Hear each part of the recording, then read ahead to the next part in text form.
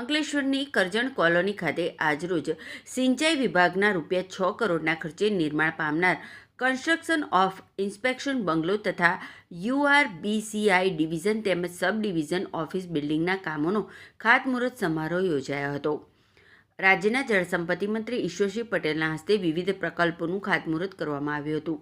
આ પ્રસંગે ભરૂચ જિલ્લા પંચાયતના ઉપપ્રમુખ અજીત વસાવા, તાલુકા પંચાયત પ્રમુખ વિવેક ભરડીવાલા, નગરપાલિકા પ્રમુખ જિગ્નેશ સંદાડિયા, લોકગાયક અભયસિંહ રાઠોડ, સુરત સિંચાઈ વર્તુળના અધિક્ષક ઇજનેર S.B. દેશમુખ, જળસંપત્તિ અને કરજણ સિંચાઈ યોજનાના અધિકારીઓ ઉપસ્થિત રહ્યા હતા। અંકલેશ્વર ખાતે સિંચાઈ વિભાગની વિવિધ માળખાકીય સુવિધાઓના વિકાસને વેગ આપવા માટે આ બાંધકામ મહત્વપૂર્ણ સાબિત થશે।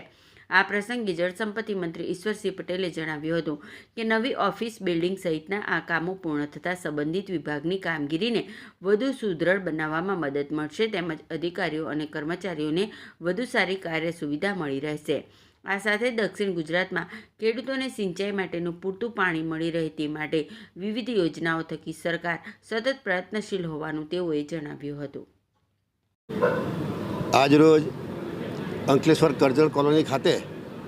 ઇન્સ્પેક્શન બંગલો અને ડિવિઝન સબ ડિવિઝન ઓફિસના ખાતમુહૂર્ત કરવામાં આવ્યું છે। એમાં 6 કરોડ ને 62 લાખના ખર્ચે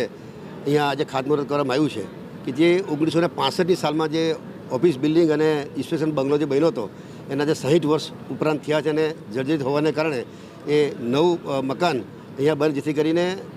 કરજણ ડેમ અહીંયાથી લગભગ 100 કિલોમીટર આસપાસ જે દૂર છે ત્યાંથી અધિકારીઓ અહીંયા આવું જવું હોય તો એને રહેવા માટે પણ એ કામ લાગી શકે। સાથે સાથે ચાલુ વર્ષે નવેમ્બર, ડિસેમ્બર અને જાન્યુઆરી મહિનામાં 3 મહિના એટલે કે 90 દિવસ કેનાલ બંધ રાખીને ત્યાં 900 કરોડના ખર્ચે જે એક્વાડેક છે, સાયફન છે એ નવીનીકરણ કરીને અત્યારે જે 3000 ક્યુસેક જે પાણી મળે છે આપણને એમાં 1200 ક્યુસેકનો વધારો કરીને એટલે કે 4200 ક્યુસેક પાણીનો વધારો કરીને જે છેવાડાના વિસ્તારમાં ઓલપાડ તાલુકો હોય, હાંસોદ તાલુકો હોય, જે દરિયા કિનારા વિસ્તારની અંદર જ્યારે ઉનાળાનો સમય હોય ત્યારે છેવાડાના લોકોને પૂરતા પ્રમાણમાં પાણી ન મળવાને કારણે પાકમાં પણ નિષ્ફળ જતી હતી અને ધ્યાનમાં લઈને ચાલુ વર્ષે 900 કરોડના ખર્ચે આ ઉકાઈ કેનાલના કામો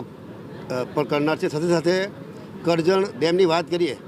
વર્ષોથી કરજણ ડેમ ફૂલ ભરાઈ જાય છે, પરંતુ એ પાણી સિંચાઈ માટે છેવાડા સુધી પહોંચતું નહોતું। જે કેનાલ જે હતી કેનાલને નવીનીકરણ કરવા માટે જે 51 કિલોમીટર લંબાઈની જે કેનાલ છે એમાં